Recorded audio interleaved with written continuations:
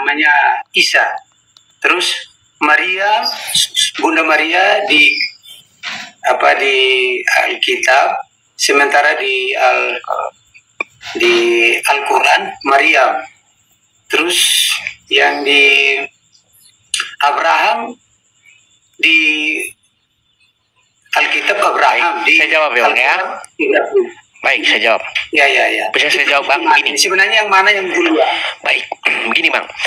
Jadi pertama-pertama Bang, ini saya bicara dari mulai hal yang paling sederhana sampai yang berat. Begini Bang, duluan datang yang mana? Uang palsu datang duluan atau datang belakangan? Saya tanya dulu sama Bang. Biasanya datang dari belakangan. Uang palsu datang belakangan kan? Iya. Iya, jadi begini Bang, Al-Quran datang belakangan, betul? Iya, benar. Iya, makanya saya bilang Bang, yang palsu-palsu itu biasanya datangnya belakangan.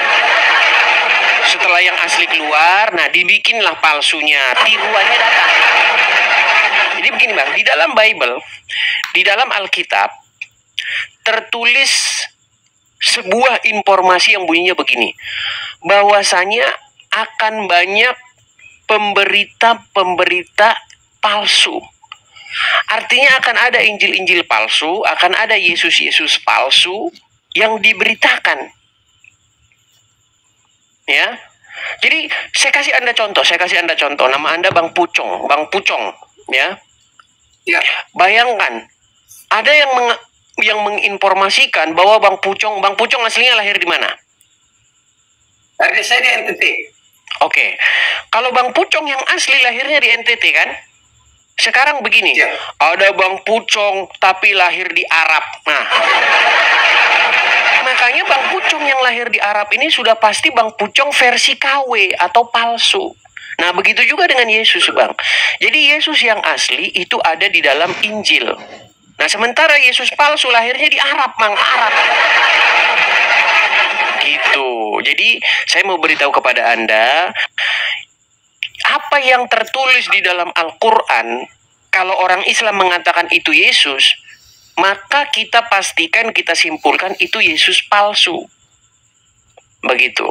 Yesus yang lain atau Injil-Injil yang lain. Begitu Bang. Dan itulah yang sedang kita lawan, begitu. Yang sedang kita patahkan, yang sedang kita beritakan kepada seluruh manusia agar tahu bahwa kalau ada orang Islam mengatakan bahwa di dalam Al-Qur'annya ada Yesus, pastikan itu Yesus versi Arab Saudi. Gitu. Iya, itu yang versi Arab, Bang. Gitu. Karena apa? Begini Bang, saya kasih tahu. Tadi kan sudah saya kasih tahu dari mulai yang penjelasan paling rendah dan penjelasan paling akademis. Saya coba ke penjelasan akademis ya. Gini Bang, Anda percaya nggak bahwa ada orang Korea nih, presiden Korea namanya Sujono, percaya nggak? Atau Joyoningrat, Anda percaya nggak? Nggak percaya. Nggak percaya karena begini, secara akademis, secara sejarah, orang Korea itu namanya Kim Jong Un, Jong Il, apa begitulah nama-namanya begitu. Itu nama-nama orang Korea. Ya kan? Nah, nggak pernah ada orang Korea asli namanya Projo Joyoningrat. Ini bukan nama orang Korea ini. Ini nama orang Jawa ini, ya kan?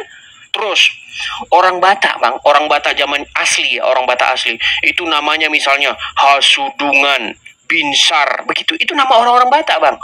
Bayangkan ada orang Batak asli tapi namanya Kim Jong Un. Ini pasti bukan orang Batak. Nah, sekarang begini, kalau kita bicara akademis begini. Yesus itu kan nama Yunani Bang, nama Yunaninya. Nama asli, nama dalam bahasa Ibraninya itu adalah Yeshua. Ya kan? Ya. Artinya adalah Yahweh menyelamatkan.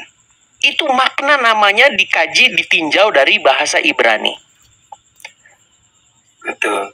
Nah, sekarang kalau kita mau bicara akademis, ya, mau bicara ilmiah, Sejak kapan nama Yesua atau nama Yesus itu berubah menjadi Isa? Isa. Coba tanya orang Islam, apa makna nama Isa? Ditinjau dari bahasa Ibrani, kagak bakalan bisa jawab. Makanya saya bilang, kalau ada orang Islam mengatakan bahwa Isa itu adalah Yesus, katakan kepada dia bahwa itu melanggar kaidah-kaidah bahasa, itu melanggar nilai-nilai sejarah. Oh, nggak pernah ada orang Ibrani bernama Isa, itu dari mana jalan ceritanya? Itu sama saja Anda bilang di zaman purbakala di Korea ada orang bernama Joyoningrat. Itu Anda sudah nekat ngomong kayak begitu. Nggak ada itu begitu. Nah, ini kalau kita bicara secara akademis, Bang. Kita nggak bicara dogma begitu. Ya kan? Seperti orang NTT. Orang NTT juga pasti punya nama-nama yang memiliki ciri khas NTT. Yang dalam bahasa-bahasa NTT. Begitu, Bang. Betul. Begitu. Seperti, artinya gini, Bang. Kita itu kalau mengkaji ke belakang, kita itu akan bisa melihat kok. Tanpa kita membahas dogma, tapi kita bisa pakai akal logis, pakai pikiran kita yang sehat. Begitu. Seperti Ibrahim, begitu. Tanya orang Islam, apa arti Ibrahim? Meninggal, Bang. Dulu Abraham itu, namanya sebelum Abraham itu adalah Abram. Nah, karena Abram ini dan istrinya tidak memiliki keturunan, ya kan? Akhirnya Tuhan bersumpah kepada Abram ini bahwasanya dia nanti akan diberikan keturunan oleh Tuhan. Akhirnya namanya dirubah, diganti oleh Tuhan dari Abram menjadi Abraham, yang artinya adalah bapak banyak bangsa. Nah, datang Islam abad ke-7.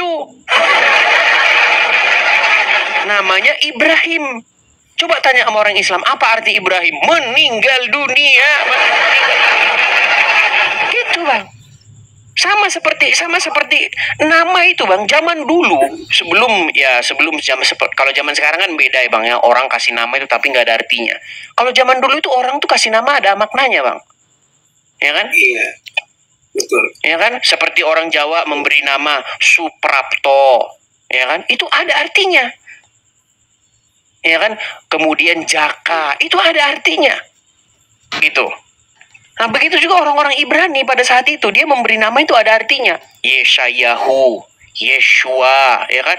Yeremia, ada kemudian Zakaria, itu ada artinya. Nah, coba tanya orang Islam, apa arti Ibrahim? Gitu. Ditinjau dari kajian bahasa. Pasti nggak dapat, gitu loh.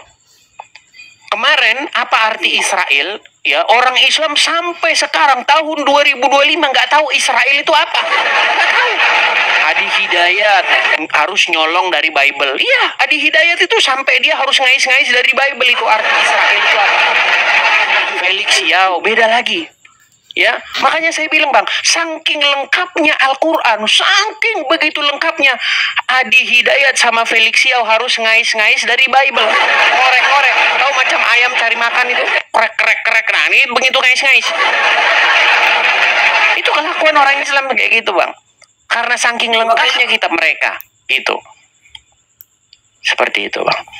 Nah, makanya saya juga bingung, kok namanya kok mirip-mirip gitu, Bang. Ya, seperti kalau kita mau beli Bang, mau beli barang-barang KW. Ya kan, barang KW itu kan selalu kualitasnya lebih rendah. Biasanya barang KW itu kualitasnya lebih rendah. Ya kan? Iya nggak? Baru begini, Bang. Selama saya ikuti kakak Mikana itu dibilang sila-silanya apa? Yesus itu dilahirkan di apa-apa. Sila-sila saja sudah beda dengan ini apa Muslim, Bang. Di dalam Al-Quran, di dalam Al-Quran, Bang, tidak ada silsilah dari Isa. Makanya kalau ada orang Islam, sebenarnya gini, harus kita saling menghargainya begini. Tolong, Isa itu Nabi Anda, begitu. Jangan Isa itu Anda halusinasikan sebagai Yesus. Hal yang paling dasar aja tanya, coba apa makna dari nama Isa itu? Maknanya apa? Makanya saya juga nggak percaya lagi macam model-model begitu. Saya baca Arab nggak tahu, Bang. Nah ini gini Bang, ini ada satu saya ya, ini kepada Abang Katolik tadi kan? Iya, Katolik. Saya istri. Karena banyak saya dengar, iya gini, karena banyak saya dengar Bang, ada mualaf-mualaf dari Katolik, mualaf-mualaf dari Katolik. Coba adakan satu program mungkin di Katolik itu, program pembinaan umat begitu, supaya jangan gampang-gampangan orang mualaf gitu loh Bang. Ini coba gitu. Ya, supaya kalian paham Islam itu seperti apa begitu ya. Ada kajiannya begitu, biar tahu agama Islam itu apa. Intinya yang mau saya katakan begini Bang, kalau ada pemberitaan tentang Yesus dari kitab lain, entah itu dari Al-Quran kah, dari mana kah, dari kitabnya Lia Eden kah, itu Yesus palsu yang diberitakan orang begitu. Jadi begitu Bang ya. Iya. Baru saya dengar begini Bang. Ini apa? Nabi, sementara saya pernah baca di Alkitab, Nabi yang benar itu tidak pernah masuk dalam gua. Sementara setan yang biasanya disimpan dalam gua. Iya, di dalam Bible memang setan-setan itu dicampakkan ke dalam gua-gua yang gelap, begitu. Nah, sementara menurut orang Islam, Muhammad itu menerima wahyu itu di gua. Dan kita tahu Bang, di gua itu pasti nggak ada lampu. Apalagi di zaman Muhammad gitu. Makanya ketika Muhammad disuruh membaca, nah ini menjadi pertanyaan. Bagaimana Muhammad disuruh membaca di gua? Lampunya dari mana Bang? Gitu kan? Bagaimana kita disuruh membaca tapi di tempat yang gelap? Begitu. Seperti itu Bang. Oke Bang ya, kita kasih kesempatan kepada Muslim ya. Oke, terima kasih. Saya sudah naik di Bang Iris. Sama-sama. Sama-sama. Artinya begini Bang, Anda dari mualaf sudah kembali lagi kepada Kristen, ya belajar Bible, ya kan? Bagaimana seorang Kristen itu harus hidup sesuai dengan apa yang ada di dalam Bible, menjadi pengikut Yesus yang benar, begitu Bang. Siapa Bang? Oke. Saya malam-malam saya tunggu Abang Edis. Kapan mau pagi atau malam? Siaran saya selalu ikuti Abang, makanya minta naik tidak pernah kasih tahu. Mantap. Oke, terima kasih Bang Pucong ya. Sampai ketemu lagi. Terima kasih ya. Selamat datang kembali. Ketika Anda sudah menjadi Kristen kembali, artinya Anda sudah selamat datang kembali. Artinya sekarang tinggal bagaimana Anda harus hidup sesuai dengan firman Tuhan.